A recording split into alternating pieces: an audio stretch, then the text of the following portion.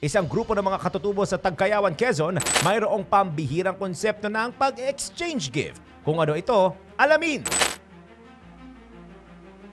Sa isang video, makikita ang mga katutubo ng Tagkayawan, Quezon na mayroong hawak na kumpol ng mga dahon na selyado pa ng tali.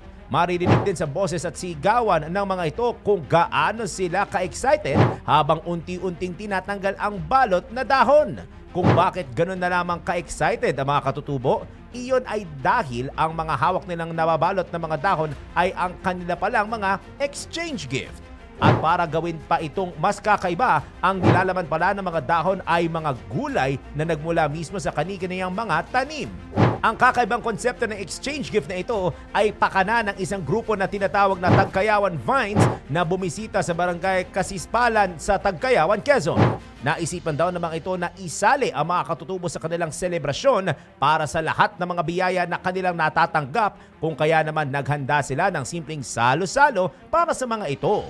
Ang kanilang nakakatuwang simpleng Christmas party ay isang halimbawa na patunay na hindi kinakailangang gawing enggrande ang mga salo-salo at ipamimigay na regalo para maging tunay na masaya sa darating na Pasko. Ikaw, anong masasabi mo sa kwento na ito? DWIZ Research Report. Report.